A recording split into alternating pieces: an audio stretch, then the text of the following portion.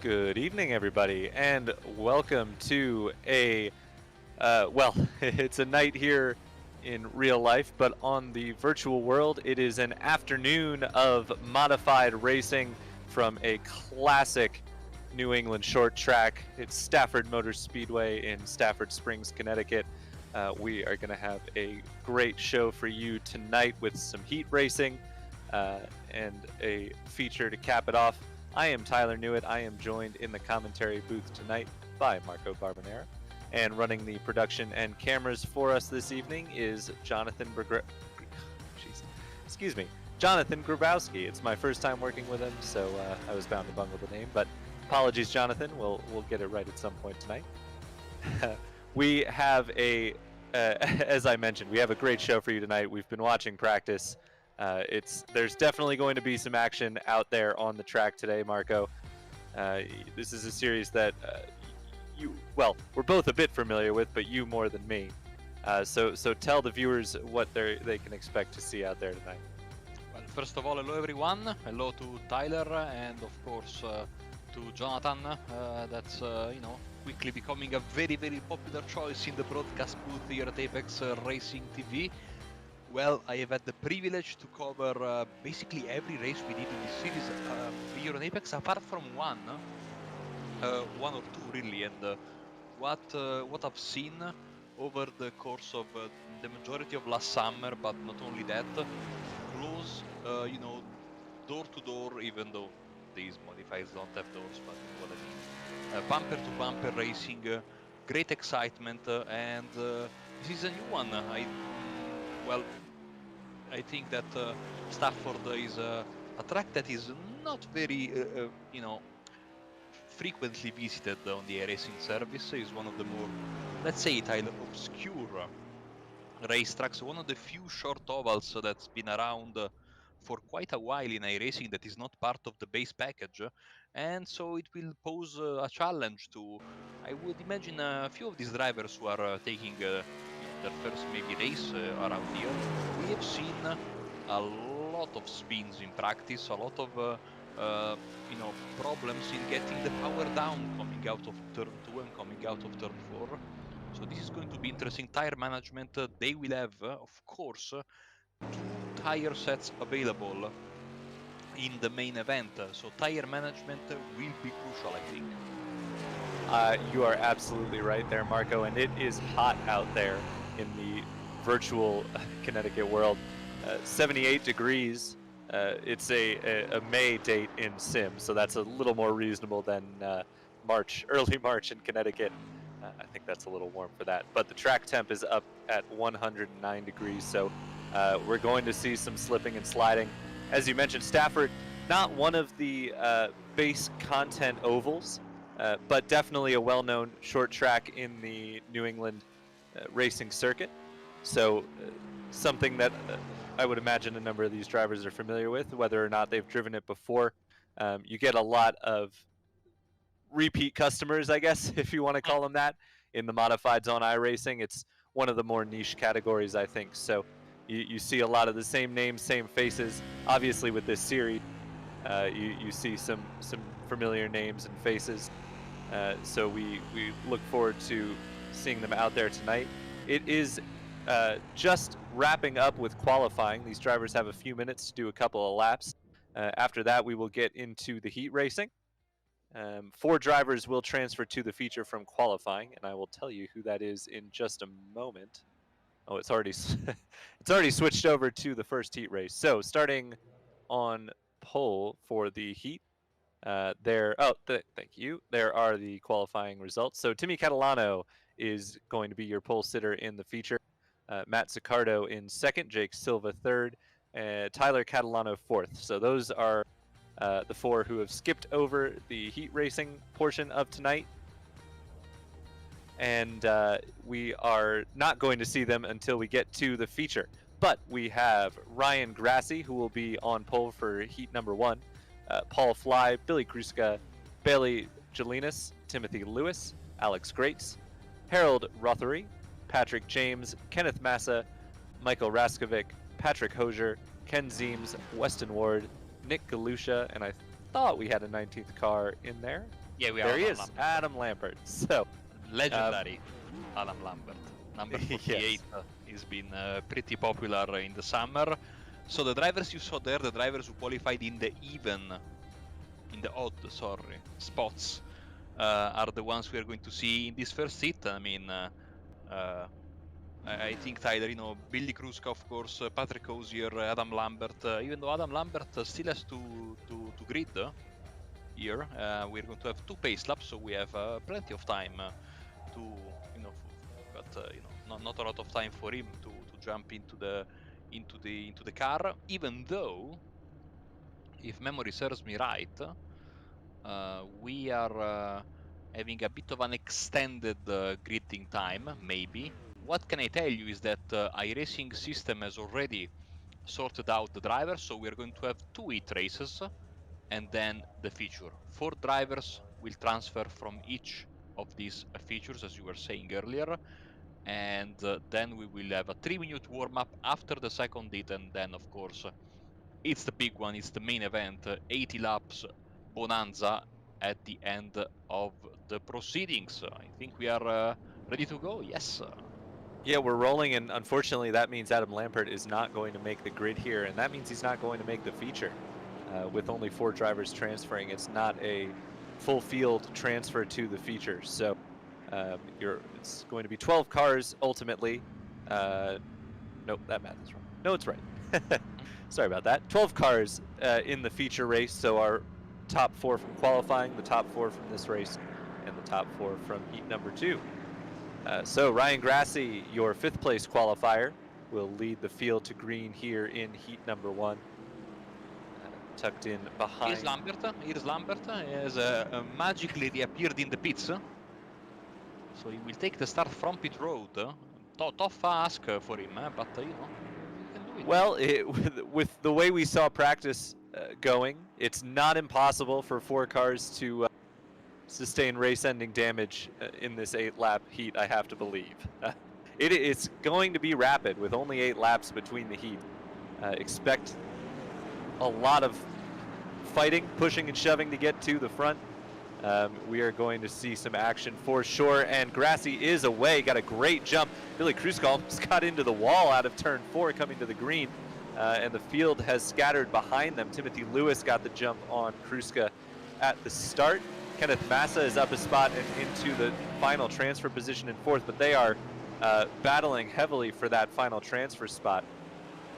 Rothery in there, Weston Ward as well. Everybody wanting to jump into the feature race, but they only have 8 laps to do it, and they are going to quickly tick away here around Stafford Springs, already on lap number 2. Rothery's been the big loser so far, started in 4th down to 6th place. He's going to need to make some of those back. Waiting for the timing and scoring to loop around to see how far away, how far behind Adam Lambert is, but so far so good for every driver.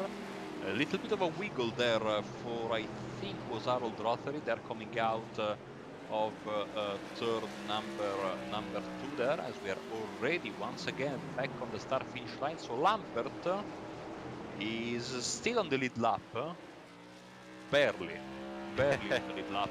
He's going to need some help, Marco. He's about a half a lap down. I don't think he's going to make up any positions, barring significant incident in front of him, which, again, still not impossible, but we're already halfway through this race. And they have kept it incredibly clean. There's some talented drivers out there, but with the way these races go, it's such a short race in these cars, it's very easy to get into trouble.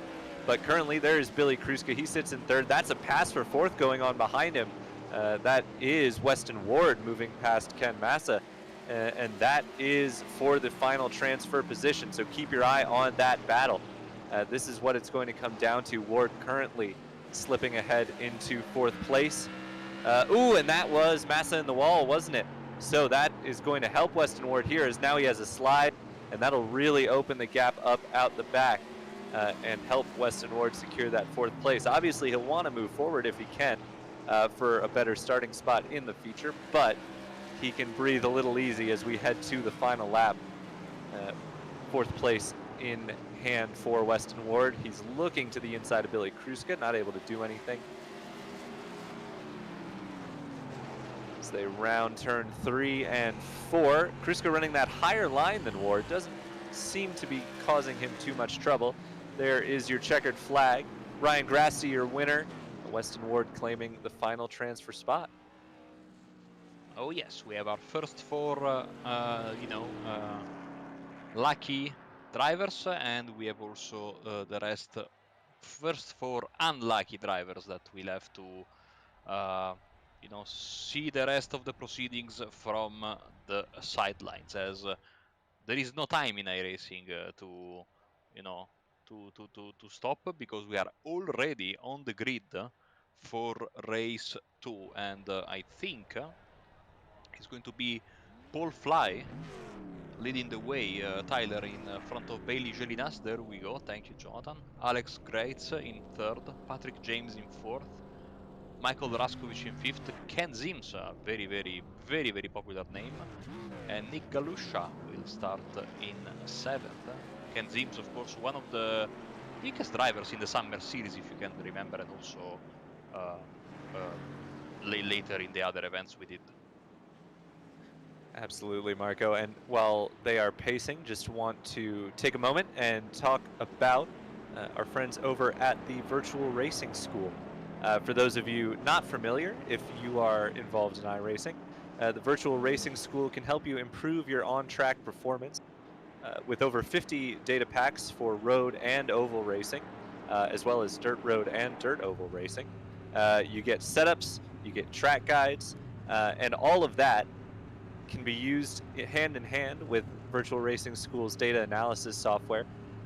That is, for me, the biggest feature of Virtual Racing School. I use that a lot in my preparations for league races.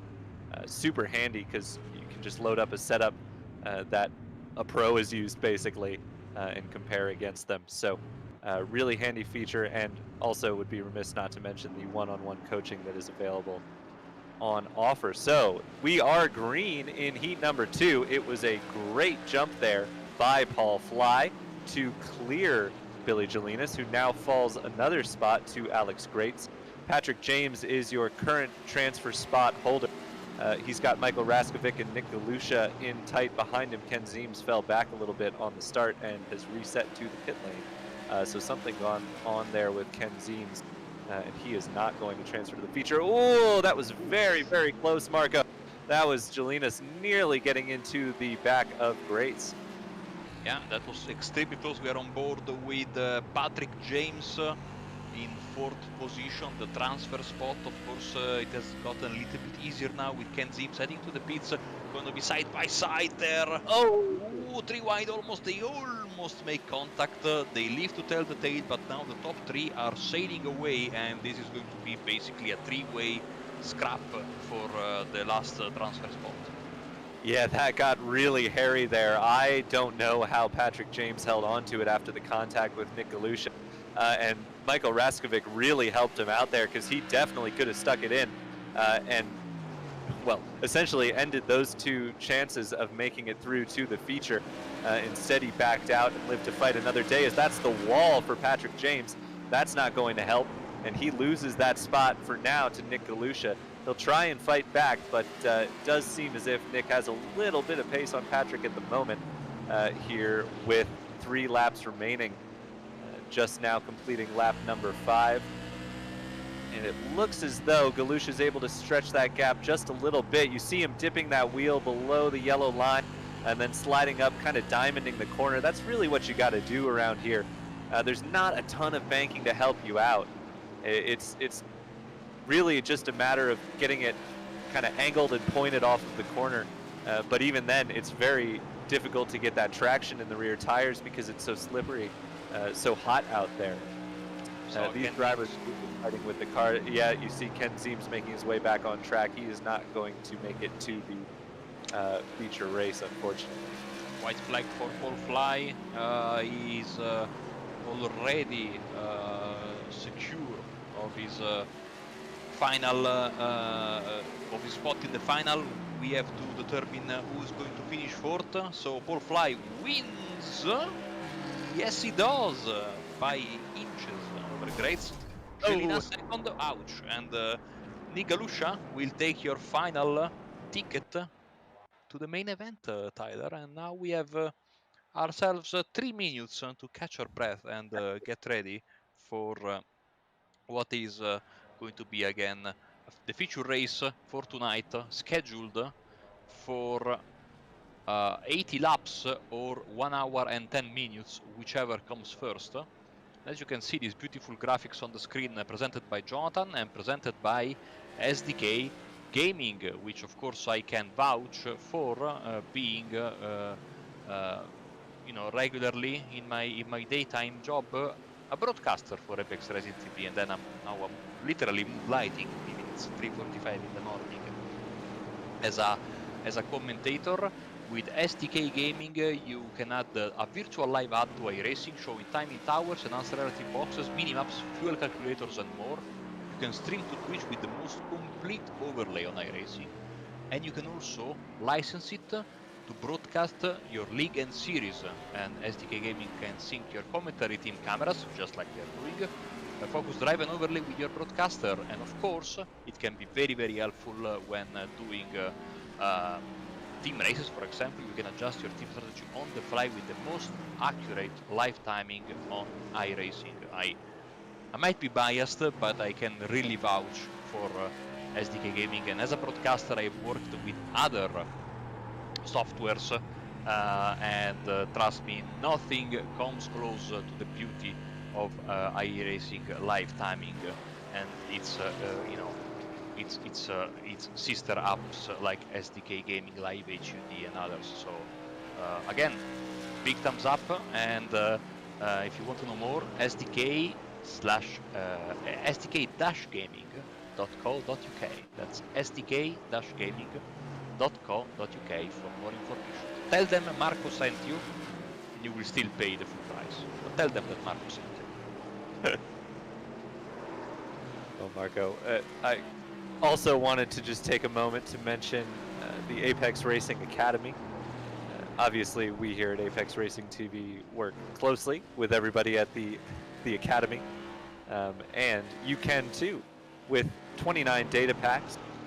That includes setups, it includes track guides, and it's all integrated with VRS. So you know that great telemetry data analysis system that I was talking about earlier.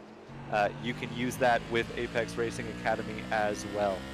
Work with the pros from the Apex Racing Academy for weekly group coaching sessions and more. There's a lot available to you through the Apex Racing Academy, and well, it's really quite helpful having somebody that quick show you around a track on a weekly basis. I know it's nice to get a reference from someone even when they're considerably quicker than me, isn't it?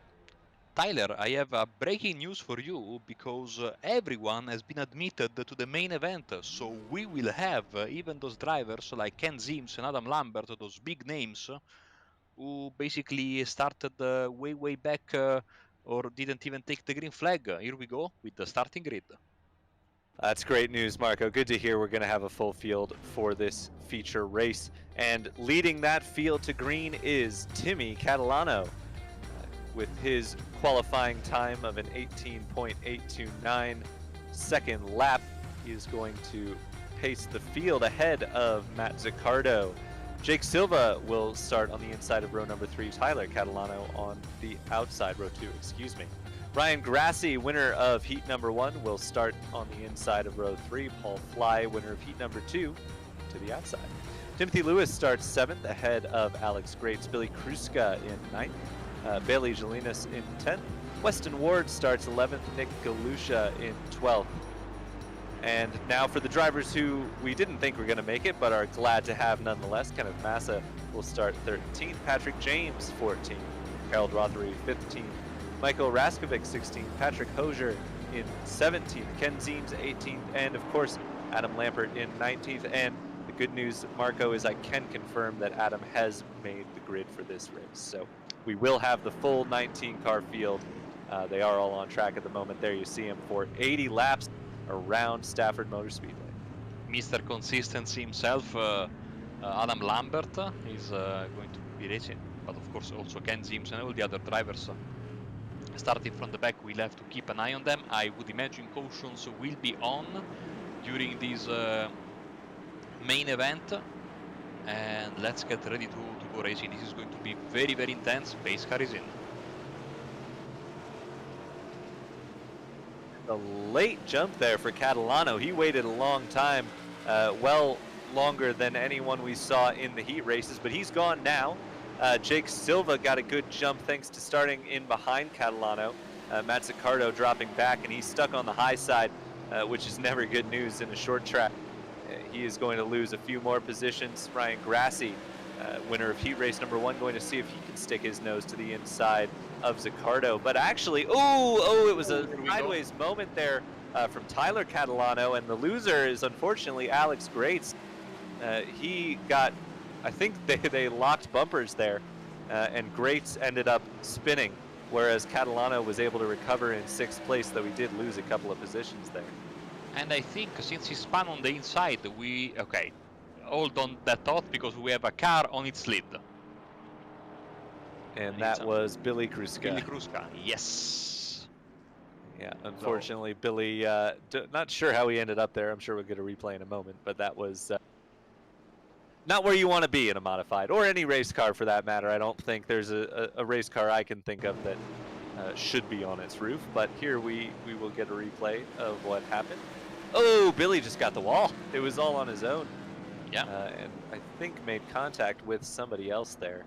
I didn't quite catch who the red and white car was, but they might have gotten just a little bit of damage hitting Kruska's flipping car.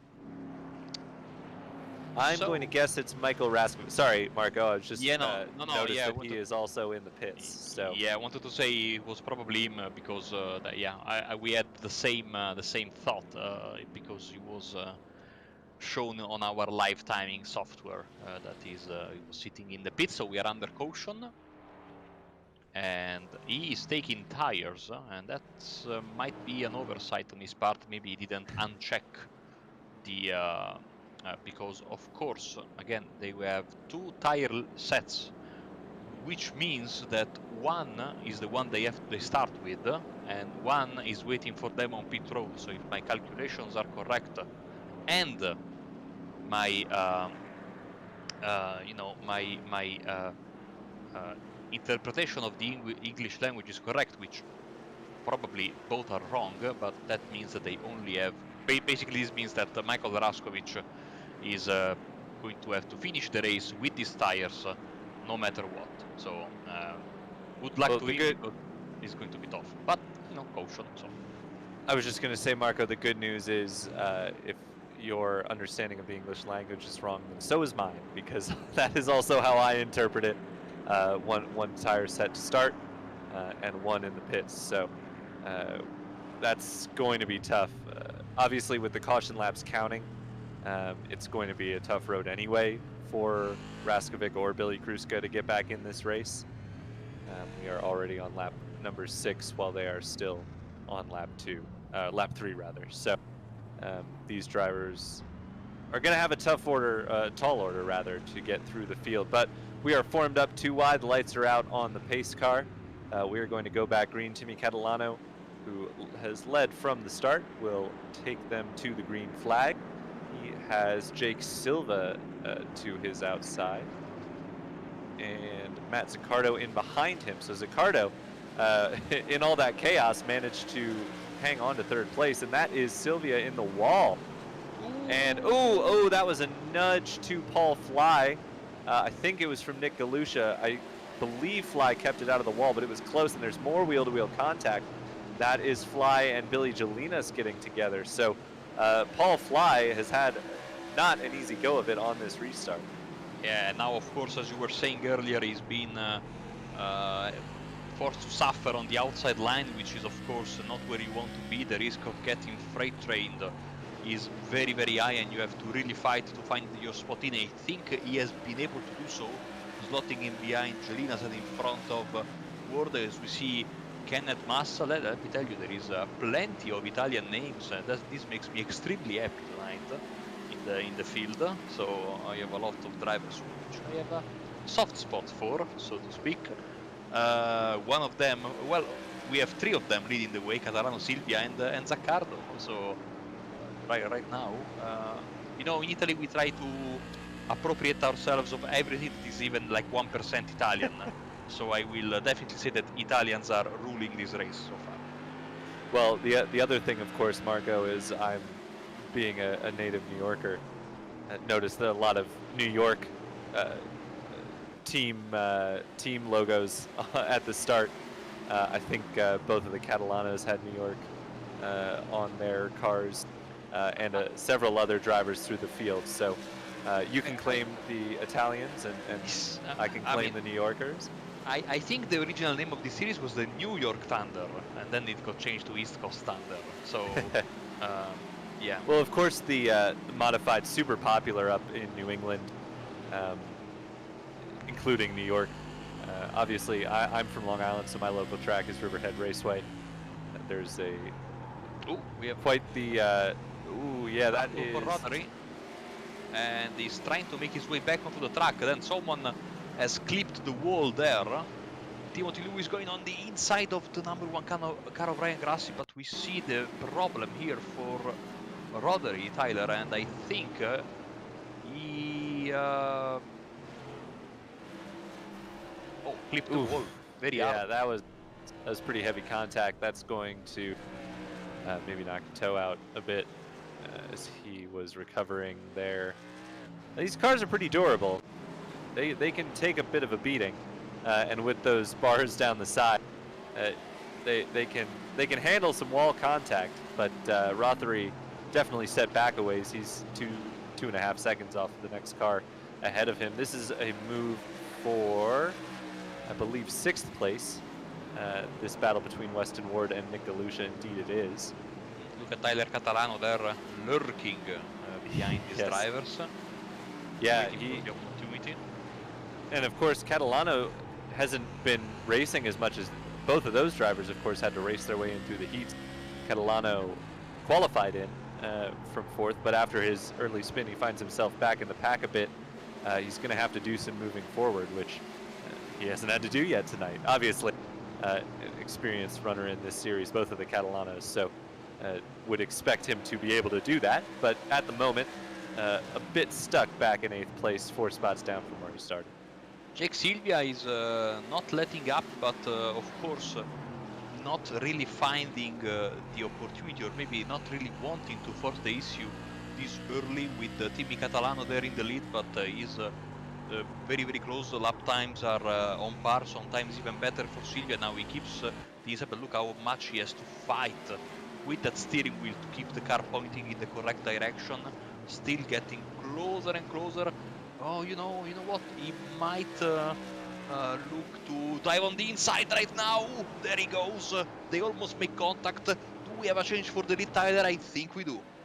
We do indeed, Marco. It was interesting. I don't know if you noticed, but the a lap before the lead changed hands is Timmy Catalano holding strong on the outside. They swapped lines. So Silvia really sailed it into turns 1 and 2, while Timmy Catalano kept it tucked tight to the apron.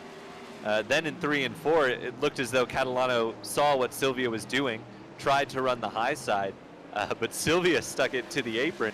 That got him the run that set up the pass on Timmy Catalano. So Silvia, as there's contact there, that is Jelinas and Matt Zaccardo getting together. Just some side-to-side contact. Looks like they're both all right, but it looked as though Silvia really set that move a couple of laps before he made it. That was some pretty impressive battling and driving there from Jake Silvia, and he's actually running away with this a little bit. Yeah, he was absolutely. As soon as I said, of course, my great, commentary ability, said maybe he was waiting. 2 laps later, he went for the move. So completely the opposite. But here we have a massive scrap picked up by Jonathan, with Grassi, Galusha, Lewis, Massa, Greitz, and Patrick James all fighting for position. There is a bit of smoke, a slow car in the front. That might be Catalano, possibly Tyler Catalano, or maybe not.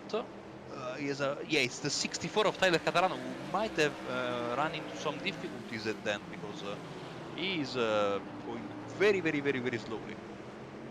Yeah, he's backed right up to the front bumper of Ryan Grassi and really lost touch with Weston Ward. He's 2 seconds behind. So definitely a struggle at the moment for Tyler Catalano. His last lap was almost a second off of what everyone else in the field was doing. So maybe had a loose moment. We obviously saw one of those earlier in the race for him. Maybe got the wall, not too sure. But here's a battle for 9th place. This is Timothy Lewis going to the inside of Nick Galusha. Galusha doing a good job to hold the outside. Oh, I say that, and he hits the wall. Both of them. both Galusha and is that Massa? Yeah. And we've seen so many people do it already today. There's more cars in the wall. It looked like they were just opening up the entry to the turn because these cars don't seem to be affected by riding the wall, to be honest. That was Galusha and Greats who got the wall, and they don't seem all that bothered by it. Man, it's really interesting, Marco, how the line has changed for this track.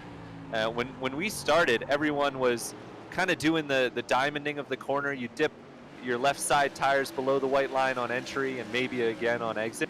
But now we're seeing everyone all the way to the grass in some cases, if not, you know, well below the white line the whole way through the corner seems to be the quickest way around, as there is more trouble for Harold Rothery. That was his yellow car, I believe, slow there. We see Mazzucato getting a little wide, and we've got a yellow. Yeah, I was about to say, as long as you spin towards the inside, we are going to stay green, but I think Rothery stopped basically in what iRacing considers the racing surface this time, and so the next car that came close to him triggered the yellow, so we will see him probably go off the track here. There he goes, and then he stops, comes back. This is still okay, then probably right about now. Yeah, he slows down too much. Oh no! Oh no, I think it was probably the car flipping that brought out the yellow. That is Ken Massa, yeah. Okay, I mean, that was a bit scary. It was like a jump scare in a horror movie, seeing that car. We got our answer, it was just not what we expected. So exactly what happened to Billy Kruska earlier. Just into the wall on the exit of 2, I believe it was. Hooked around and the tires just flipped him over. And the fact that Rothery was passing by whilst he was flipping, that is what caused the yellow. So, you know, that was. I was about to say that these drivers might be, you know, hoping for a caution to maybe get some fresh tires, as Massa, of course, gets in to get some repairs done. I will verify with you that the drivers don't have a fast repair, and I can confirm to you that this is the case, so you have to live with your damage. But I'm not seeing any kind of takers in pit road, so they seem to be pretty happy with their tires. Yeah, it's really interesting, the kind of the strategic predicament that this tire limit creates, because you know, we are 33 laps into this race. This is an 80-lap race. So we're not that far off of halfway. And if you expected it to go green from here to the end, of course you would come down and take tires because you would just fly through the field. I mean, the lap times have dropped off dramatically, somewhere on the order of a second a lap, which in a 19-second lap is definitely significant. So the unfortunate truth for these drivers is there's still 50 some odd laps to go, or rather 45 laps to go. There's going to be another caution. I feel pretty confident in saying that. So these drivers are going to want to save that set of tires for a later caution. I would have been very interested, though, to see somebody try and pull a blinder here.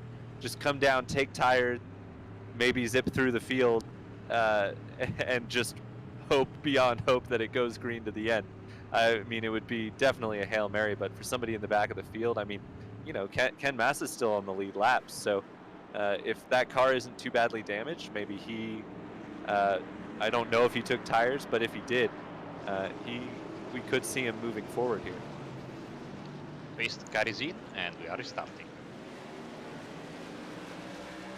That is Jake Sylvia in the, well, it's the 78 car.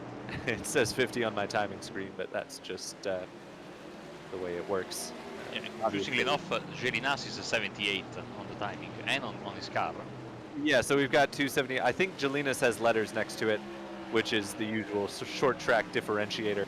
But obviously iRacing does not have support for alphanumeric numbers for these cars, which is why you see. But no worries, because Jonathan is streaming without the costume numbers activated. So for our viewers, Sylvia's got the 50 and we have a master car. And it is Gelinas from second place. So just as we were talking about the 78 car, yes, right you are, Marco. So sorry for all the viewers who might have been confused, but that is Bailey Gelinas, who has gone onto his lid. Let's see, did he get some help or did he just do it on his own? I think he clipped the wall and oh. Yeah, and a few cars might have had some contact there with the 78 car, but yeah, that wall has been catching people out today, Marco. I mean, it hasn't moved. I feel pretty confident in saying, and yet people keep seeming to find it. Yeah, and you know, basically we have seen, now multiple times that the moment as Nick Galusha enters the pits, the moment you clip that wall at the wrong angle, you are going over. There is no way to save yourself, and especially if you land the wrong way, you have to take a tow to the pits, and that's going to take quite some time, and of course massively compromise your race. Whilst as for example happened to Massa, that he flipped right way up, he was lucky enough to continue. So it's not the damage itself, it's the probably landing, becoming basically an upside down turtle that really punishes you. Yeah, and we've got more pit takers, Marco, and I was just about to point out that before everybody had made their stops, Ken Massa, who was at the back of the pack after his flip, was up to 10th place. So don't know how much of that was just in the chaos of the wreck, but would have to believe that he had made up a number of positions on those fresh tires. So now we see Timmy Catalano from the race lead making a pit stop. Paul Fly, Timothy Lewis, Bailey Gelinas had to tow back. So Catalano, Fly, and Lewis are the cars making their stops. Now, it was Galusha who stopped Yes. prior. Now, did he enter a closed pit, or did he just get really lucky with the timing of pit lane opening? Because he is going to be ahead of these drivers if he doesn't get sent to the back. That is a beautiful question that, of course, we don't have the answer of. Thanks to iRacing really limiting the informations that are available to us commentators. So I guess we'll have to, wait and see what happens. And let's see.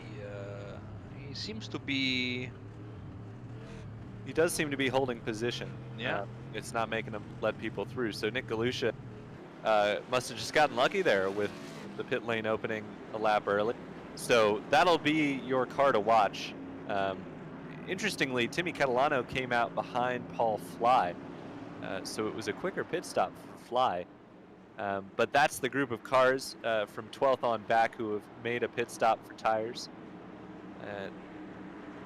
Will be interesting to see, having just passed halfway, whether or not that pays off for them in the long run. But we are ready to go back racing. Jake Sylvia will lead them to green. Matt Zaccardo back up to second place where he started. Sylvia with a good jump. Weston Ward looks to the inside of Zaccardo, running that apron line. It looks like he's going to clear him. Not quite, as they head into turn number 3. It is Greats clear in 4th behind them, and they're side by side for 7th place. That is the hard-charging Ken Massa. So really, you might say Massa's in the best shape because he has tires and track position right now. He has the freshest tires of anyone in front of him. I think the correct way of saying is a blessing in disguise for his flip. Oh, but he nearly does it again. He gets into the wall. Man, Ken is really ringing it out there.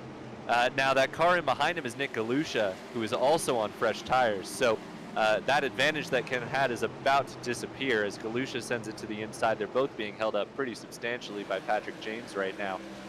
James not doing anything wrong, of course, just running his race. And the longer he can hold them off, the better it'll be for him when he has fresh tires. So doing a good job. Oh, as they come together, that put Massa into the wall. He's still going fine, but that was pretty hairy there between Galusha and Massa. And Massa's going to lose a spot here to Ken Zeems, potentially. Zeems has not made a stop yet, so that is old tires winning out over new tires. Here is Adam Lampert battling with Harold Rothery. Lampert is another one of the cars who has not made a pit stop yet. So the other thing, Marco, that this is kind of showing us is for the drivers who haven't pit yet, they can see how well the drivers who stop for tires are working their way through the field. And what they know is that the difference in tire life is not going to be any bigger, given they all pretty much stopped after halfway when they make their pit stop for tires. So the fact that it seems like most of the drivers are struggling to move forward. Nick Galusha, the highest, biggest mover since the restart, he's up into 8th place. If you're someone like Jake Sylvia or Weston Ward, you might be thinking, you know, maybe I don't pit for tires because it doesn't seem to be all that much of an advantage and I'd have to work my way through the field. Yeah, especially of course with less and less, with fewer laps, sorry, to work with, you know. And we have seen in the past in this championship that drivers who have gone for maybe a late pit stop, even on tracks where the tire difference was massive, they weren't able to make the comeback. And of course you also have the risk of pesky yellows here and there. Also we have I have no information about potential green-white checkered. We will let you know if and when that will happen. But the fight at the lead after Sylvia pulling away quite a bit has now once again you know, closed with Ward and Greitz, who made his move on Zaccardo after the restart with 26 laps to go now. Looking like this could be a very, very tasty three-way fight. And of course, the more they fight, the more cars will join this party, especially Zaccardo and Grassi, and maybe Tyler Catalano, who's getting passed right now by Galusha. So Galusha slowly making its way towards the top 5. But as you were saying, of course, maybe he was expecting a bit more pace out of his fresh tires. Yeah, I really think the the group of cars pitting at halfway is going to change the shape of this race, because while there are more cars that haven't stopped yet than have, you'd have to imagine if we get a caution now or in the next 10 laps or so, some people are going to take the risk and stay out. I mean, if I'm Jake Sylvia, ooh, that is Patrick James getting very wide. They're 3 wide. And Ken Massa, oh, that was Catalano, it's Timmy Catalano.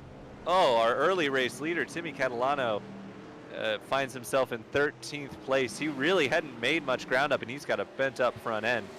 I don't know if that was due to the contact with Massa or that happened later, earlier on rather, but Timmy Catalano definitely, I'm sure, second guessing that call to come for tires, seeing where Jake Sylvia, who he was battling before that, is. Oh, and that's the other Catalano having trouble. Tyler Catalano goes for a spin. Timothy Lewis into him, and Timmy Catalano piles on. So the Catalanos come together, and it has not been a good day for the Catalano family, has it, Marco?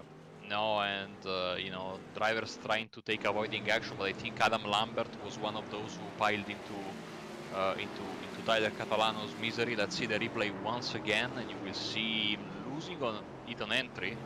Gets clipped by the Corvette there, and then you will see the other Catalano hitting him, and then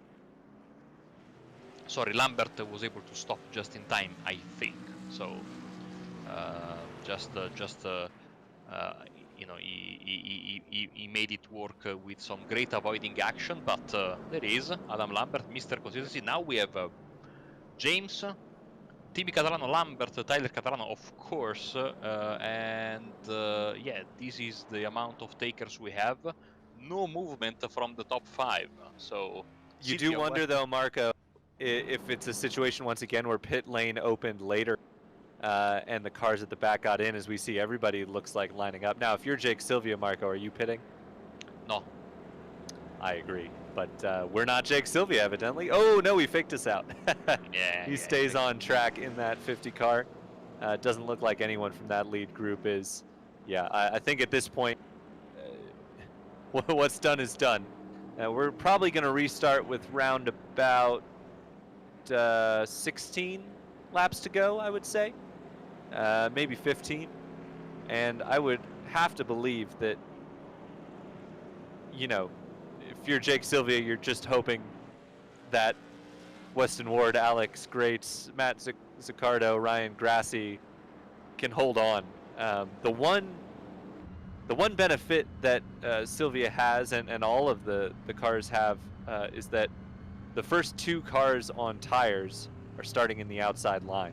So Nick Galusha, Paul Fly, going to be starting on the outside of rows 3 and 4 respectively, and we've seen the outside lane struggle on the restarts. So as that is Alex Grates picking up some dirt on his tires for some reason, but he's now shaking it off. So I think the first couple of laps after the restart are going to be make or break for the guys I mentioned, Nick Galusha, Paul Fly. Ken Massa will find himself on as the first car with tires on the inside.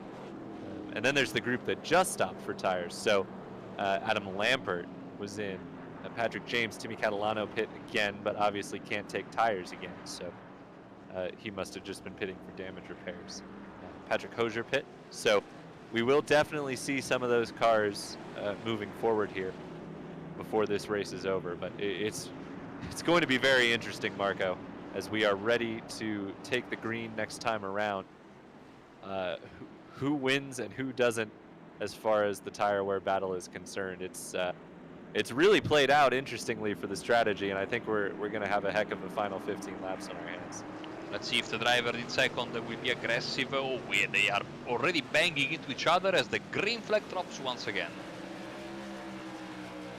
And once again, it was not a good start for that outside line. Nick Galusha finds himself mired back in 7th place, I believe. Oh, that is Zaccardo getting very squirrely. That is going to let Grassi through and potentially Galusha as well. Oh, Galusha got a nudge there. He's in the wall and Fly is into him. Oh, and there is... Big Pina. Ouch. Paul Fly. Sorry, Marco, go ahead. Yeah, Paul Fly, one of the winners of one of our 8 races, if memory serves me right. His race is over. He had to jump to the pits. There was a big wreck, and of course I was just about. I just hinted at it at the restart. The drivers are probably going to be a bit more aggressive as the laps are winding down, and this was just massive wreck there. 20 was also involved. That was Nick Galusha. And for all I hyped up the tire wear battle, pretty much everyone who took tires was caught up in that one. The highest placed car on new tires is Timothy Lewis right now in 7th. So he will be starting on the inside for the restart, which will be interesting. Now the highest of the cars who came in more recently is, that is Fly.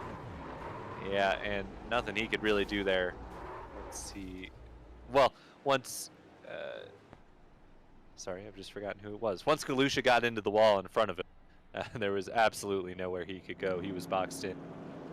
Just unfortunate. But the highest of the cars who stopped at lap 61 for tires is Adam Lampert in 9th place. So Timothy Lewis, Adam Lampert, going to be the cars to watch, but I just don't think they're going to have enough time at this point. We're going to restart with less than 10 laps to go, and that's a lot of spots to make up.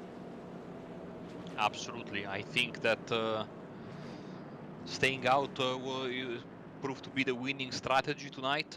But as I was saying, drivers might be a bit more aggressive now towards the end, so there is still a chance to make some positions. We will see. Again, we don't know if there's going to be any green-white checkered, just in case, you know. But if that's going to happen, we will tell you straight away. Alex Greitz seems to be pretty quick tonight, and even though Silvia was pulling away towards the end of this green flag run, the very short one, but Catalano once again, Timmy Catalano once again back in the pits, same as Tyler Catalano, and I think that Billy Kruska made like a couple of laps to gain a spot on Raskovic and then came back into the pits. So now he's scored in 18th place, Billy Kruska, but of course only 7 laps, 6 laps on his scoring car tonight. So he's pretty much, going to finish there. And see. Greitz very, very, very, very aggressive, wants to get the best jump possible. Of course, starting on the outside lane, always a disadvantage, especially if you have a single monitor setup. Better starting in third than in second, in my opinion. We have seen that work a lot of times tonight. And of course, if he pushes too far ahead, he might even get a penalty. This is very close, Tyler. Here we go. Yeah, that's what Silvia's done each of the last few restarts. Just a bit of a stutter step as they're coming through turn number 4, but it's worked perfectly for him. And he has a big gap. Well, as big as you can get at the start. Oh, that's the 10 car getting sideways in the background. Timothy Lewis, he holds on to it, and we stay green for the moment. But that's a shame. He was one of the cars on new tires. Here's Adam Lampert trying to work his way forward. Matt Zaccardo moving his way back forward after starting second. He was 5th on the restart. But as you mentioned, Marco, it was a good job by Greitz to get in ahead of Weston Ward, because we've seen 3rd place be the better place to start on the restarts. But at the moment, it doesn't seem that either of them have anything for Jake Silvia. He is continuing to pull away inch by inch. Just set his fastest lap of the race the last time around, and the fastest lap of the race did Jake Silvia.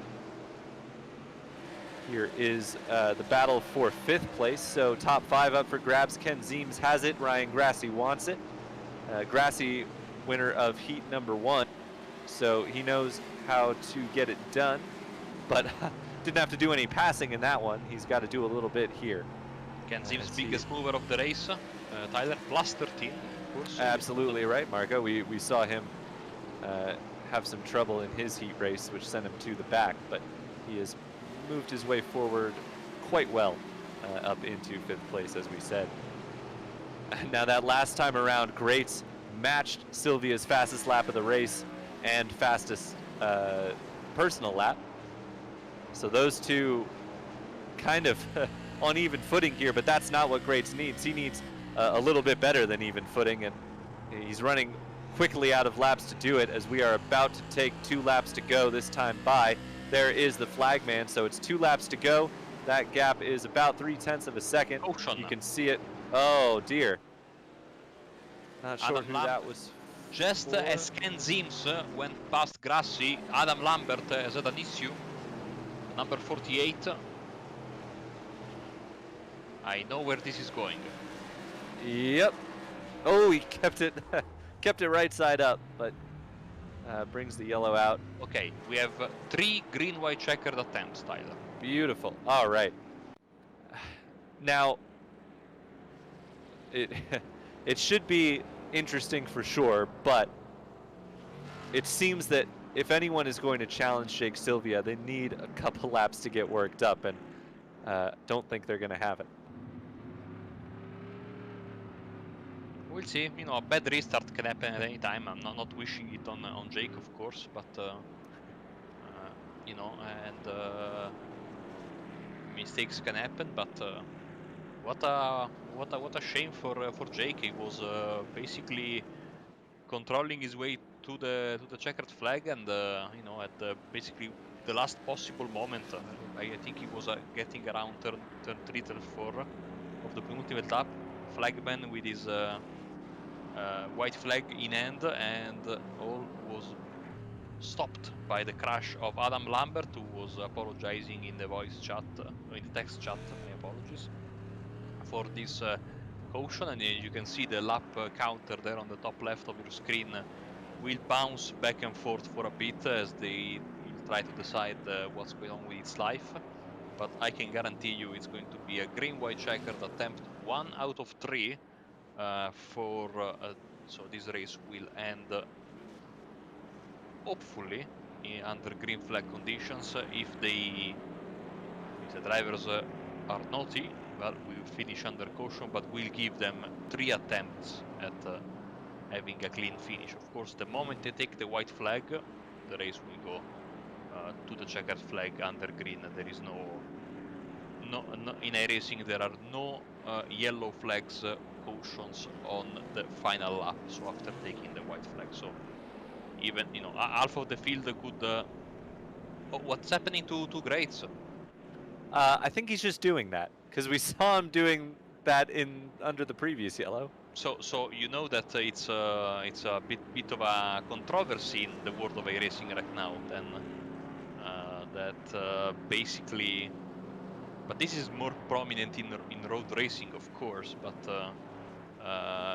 drivers like to, even during race time, like to slightly put on the straights wheels on the grass to cool their tires down slightly. So I did not know that. I could be wrong, but I don't think that's what Alex was doing. I think he was just goofing around a bit. But yes, you have to do it like very carefully, not like he was just he was lawn mowing the grass here. Yes, but we are about to go back green. The pace car peels off.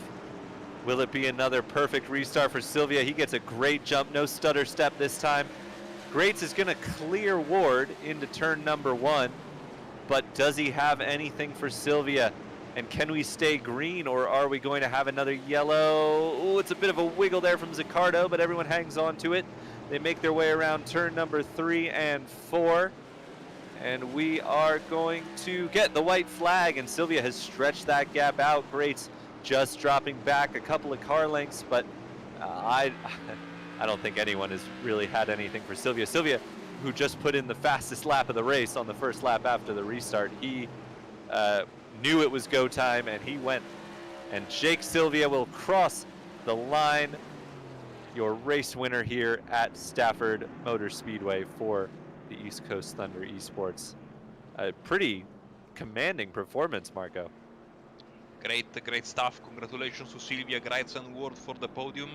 I think we had a little bit of argy-bargy between Massa and Lewis in the final few moments of the race. I saw them both drop a bit of positions. There we are with Massa coming out of 4. Oh, with the help of Grassy, yeah. Oh! And Lewis flew in there with the knockout punch. Yeah, it was like they were playing pool. It was a perfect shot, as we can see. Jake Sylvia, I would say, extremely happy about his victory, celebrating, and of course, let's not forget that the drivers are absolutely welcome to come into the interview room. I will post, the bot will post the Discord link for me right now in the YouTube chat. So make sure you join us to have a talk. But I think that Tyler can lead us through the final results for the main event of the evening. Absolutely. As soon as we get them up on our screens, and they're... Oop, that doesn't look quite right.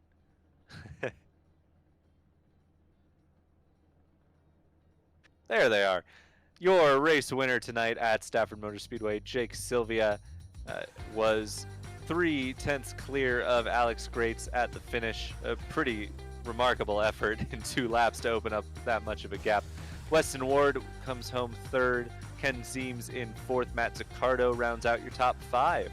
Ryan Grassy finishes 6th despite his last lap run-in with the wall and with Massa.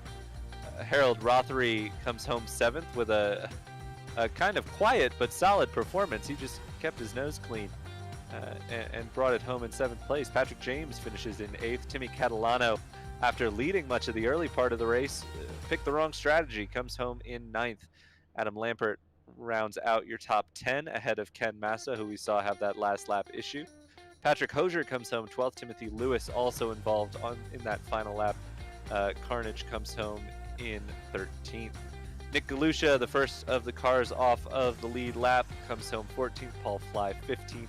Tyler Catalano finishes in 16th. Bailey Jelinas in 17th. Billy Kruska in 18th. And Michael Raskovic in 19th. And we have a couple of drivers queuing up for an interview. Let's see if we can get Jake Sylvia. Are you there? Wow. Well, Jake, that was, as I said to Marco, a pretty commanding performance out there. Essentially, once Timmy Catalano was out of your way, it was smooth sailing, wasn't it? Not that easy, but definitely didn't have as much pressure after he pit. That's for damn sure. Yeah, it seemed...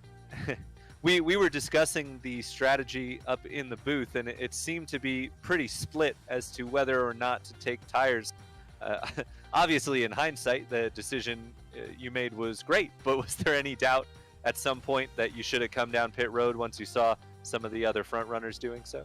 Once I saw him do it, I knew that if probably about like lap 60 to lap 65, he didn't get up into the top 7, I was good. But once I saw him get up to the top 10, right around lap 60, I was kind of a little bit worried, but I saw him kind of stall out, and then he got involved in a wreck, so I knew from there I think I could handle everybody else pretty well. Certainly,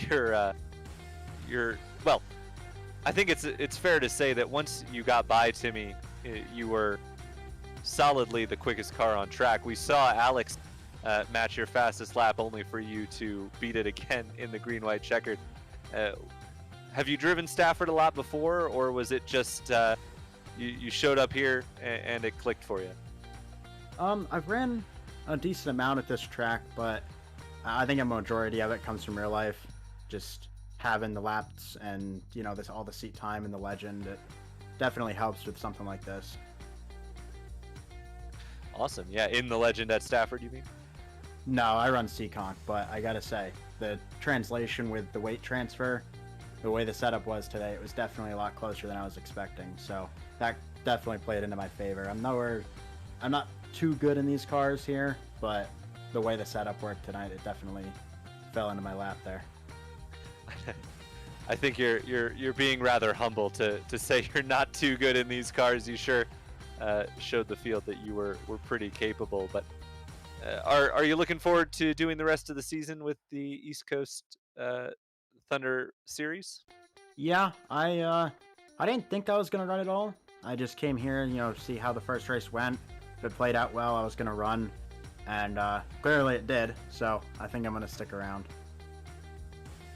Well, fantastic, Jake. That's I'm sure everyone will be disappointed to hear you say that, because you were clearly the class of the field out there today. But do you have anyone you'd like to give a shout out to before we let you go? Just all the guys on Peak Performance Motorsports. They've been a big help getting me back into iRacing. I took a little bit of a break, and coming back, they were right there and got me more active and definitely helped out. Well, fantastic, and glad to have you back, and congratulations on your win out there tonight, Jake Sylvia.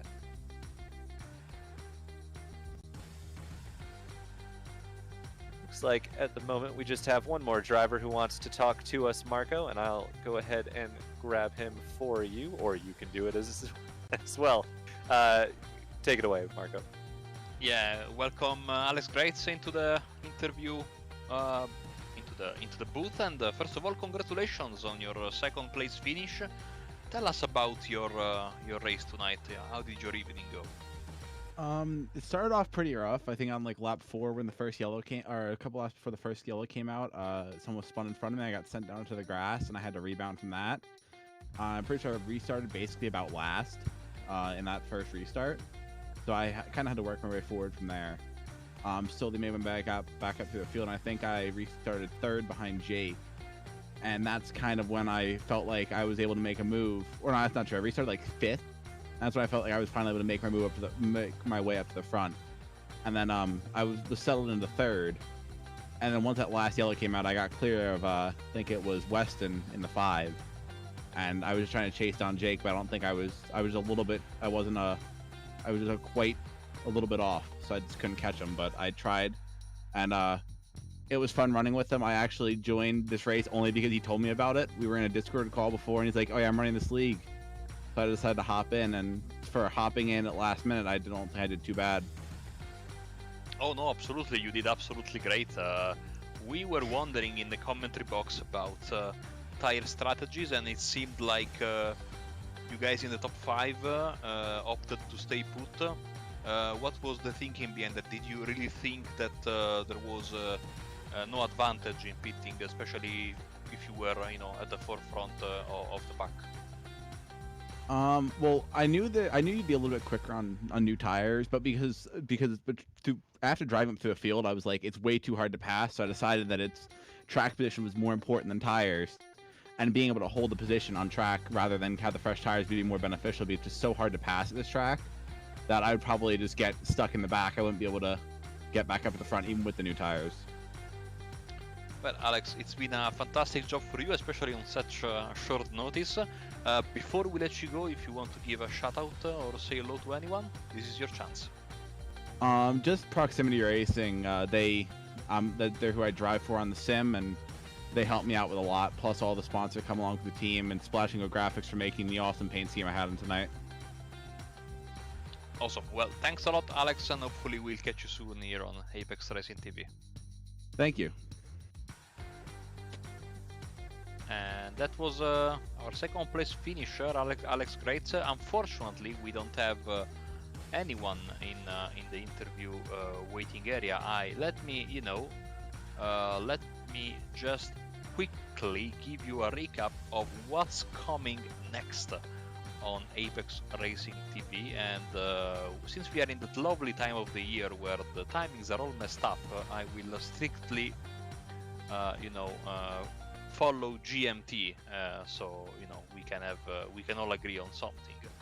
And tomorrow for me, tomorrow for you guys watching probably at 8 p.m. GMT, we're going to have the iRacing Apex Racing League Prototype Championship final round live from a certain place called Sebring. I absolutely recommend watching it, P1s and P2s. And then 1 hour later at 9 p.m. GMT, round 1 of the Radical Racing Challenge live from the Glen. And then it's a welcome return on Saturday for the Sim Racer Asia GT Championship, also from Watkins Glen. That's going to be at 1:15 GMT, 1:15 p.m. GMT. And of course, we round up our Saturday with the Formula 3.5 Championship live from Suzuka. That's going to be at 9:45 p.m. GMT. Do we have anyone left on the interview booth? No, we don't, Tyler. And so I think we can go through the final conclusion. It's a track that, it's rarely used in broadcasts. This was my first time, I think, for you as well. But certainly it provided an interesting, especially because they had to run in daylight, since I don't think this track has night lights, unlike some many other short tracks. Really put these drivers under a different set of challenges, and those who were able to get the track position and keep their tires in. I mean, we've seen fastest lap of the race in the penultimate lap on the green white checkered, so certainly Silvia and the guys at the front did some incredible tire management, and their choice not to pit was the correct one. Yeah, certainly, and I think that was just kind of quintessential short track racing. I mean, it's such a blast to watch when it all goes, as you want. Obviously, there were wrecks, as there always are going to be at short tracks. It happens, but really, I thought the drivers out there did an excellent job. There were battles pretty much all the way throughout the field. Obviously, Sylvia was strong once he got the lead and never really had a super close challenge, but he had plenty of restarts to contend with and had to fight people off there. It was a pretty impressive performance from him, and just really interesting with the strategy options that were at play. I mean, obviously we didn't really get to see it play out with the fresh tires because they kept running into trouble, but that's part of the calculations, that you put into your strategy. You have to account for the fact that you're going to be back with some drivers that may be potentially slower than you, but they're going to be more difficult to pass, and ultimately it didn't work out for them. But I just love races where there's a lot of elements going into it, and it all leads to an exciting product. Frankly, I'm hopeful that we get to do more short track racing here on Apex Racing TV. It's always fun to watch and fun to commentate on. I'm very much a road course guy at heart, but I love me some ovals too, and I know you do as well, Marco. So we are hopeful to have East Coast Thunder back, and anyone else who wants to have your short track race broadcast on Apex Racing TV. Feel free to get in touch. I'm sure the link is in the description somewhere to where you can find information on how to get your league or hosted races broadcast on Apex Racing TV. Yeah, absolutely, Tyler. Before we let you go, let me give another massive thank to our sponsor who make this possible, of course, the Virtual Racing School, for improving your on-track performance. Of course, Apex Racing Academy that has integrated with VRS, and of course also providing data packs, coaching sessions, etc. And of course the graphics you've seen on the screen tonight, thanks to SDK Gaming. You can find more at sdk-gaming.co.uk. To learn more about VRS, we are going to have one very, very important message from them. But before we go, of course, the final closing words are from Tyler. Well, thanks so much, Marco, and thanks to all our sponsors who make this possible. We really love doing it, and love bringing you these races. So you heard the schedule earlier. Definitely tune in to those upcoming races at Apex Racing TV. I know I'm going to try and catch the prototype race. The Apex Racing League prototypes always put on a good show, and I usually end up only catching bits and pieces, but I gotta make sure I find the time for Sebring. But definitely tune in if you can. Thanks so much to everybody who watched and participated here tonight, and for everybody here at Apex Racing TV, myself, Marco, and John, we will see you next time. Virtual Racing School was developed to provide support to the next generation of sim racers. No matter if you're a rookie or veteran or what car or track you'll be racing, our goal is to provide training every step of the way.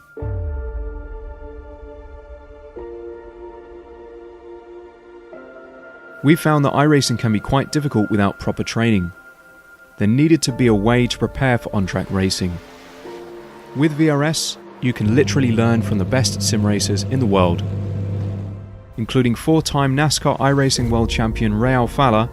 And Ray Alfala is a 4-time champion of the NASCAR Pekin Freeze iRacing Series. 3-time iRacing Grand Prix World Champion Martin Kroenke. Martin Kroenke becomes a 3-time world champion. Rallycross World Champion Mitchell de Jong. Mitchell de Jong is now champion for the iRacing Rallycross World Championship Series. And many other top sim racers. Data packs include everything you need to start learning. Our World Championship coaches create the data packs by setting a hot lap or a series of fast laps for you to compare, analyze, and replicate. Data packs also include a tutorial where the coach points out techniques they use to hit the fast lap. This gives you access to the latest driving techniques and setups before you even hit the track. Sign up for a free account and download the VRS telemetry logger. With this application running seamlessly in the background, your laps automatically start syncing to the VRS website. From there, you can analyze and compare 2 laps of your choice, whether it's your data, the coaches, or your teammates. VRS will automatically target improvement opportunities so you can get up to speed even faster.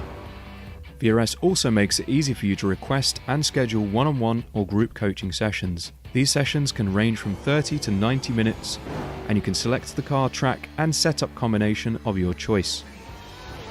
Visit virtualracingschool.com today to sign up and get started.